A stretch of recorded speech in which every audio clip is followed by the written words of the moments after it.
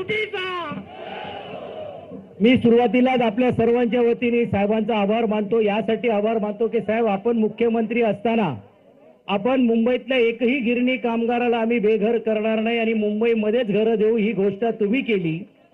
माननीय गृहनिर्माण मंत्री जितेंद्र आव्हाडांबरोबर बैठक झाली। 110 एकर जमीन MMR रिजन मध्ये हे बघून आम्ही त्याच्यावरती निश्चित केलं आणि त्याच्यावरती म्हाडाची घरं तयार करा असे सुस्पष्ट आदेश असताना नंतरचा शासन बदली झाला आणि आज साहेब परिस्थिती अशी आहे की एक चड्डा नावाच्या बिल्डर बरोबर गव्हर्नमेंटनी एग्रीमेंट करून शेडू आणि वांगीला जिकडे 15 लाख रुपये नाही तर 10 लाख रुपये मध्ये असंच प्रायव्हेट घर मिळतोय, तिकडे 15 लाख रुपयामध्ये घराचा औकणे करण्याचं काम केलेलं आहे।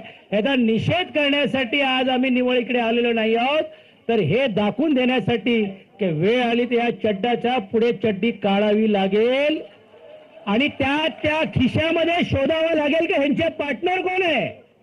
कारण हे 80,000 घरं तिकडे देऊन सुस्पष्ट असा GR काढलाय की तुम्ही जर इकडे घरं घेतली नाही तर तुमचा अधिकार हा संपुष्टात आलेला आहे।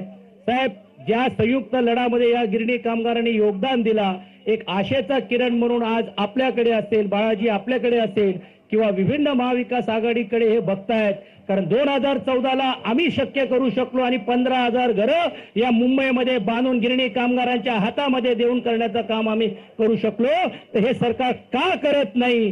या सरकारला मुंबई बाहेर आम्हाला हकलवायचं आहे आणि म्हणून मी आपल्याला विनंती करतो की आपल्या माध्यमातून आम्हाला मुंबईत घरं, जसं आपण म्हटलं होतं की धारावीच्या विकासासाठी, बाळाजी आपण म्हटल्याप्रमाणे, अरविंदभाई आपण मागणी केल्याप्रमाणे की NTCच्या जाग्यावरती पण देखील घरं ही मिळाली पाहिजे, या भावनेतूनच ही घराची आज हा प्रचंड मोर्चा जो राणीबागेतून इकडे येणार होता, परंतु सरकारची दडपशाही बघा की तिकडेही परवानगी नकारली, नाहीतर हा लॉंग मार्च त्याने देखील सरकारला जागा केल्याशिवाय राहिला नसता। पण आज प्रचंड मोर्चामध्ये इकडे सर्वजण आलेले आहेत, राज्याच्या कानाकोपऱ्यामधून आलेले आहेत आणि आम्ही निर्धार करून आलोय की आम्ही उठणार नाही। मी आदरणीय पक्षप्रमुख उद्धवजींना विनंती करतो की त्यांनी तुम्हाला आपल्याला दिशा दाखवावी। धन्यवाद।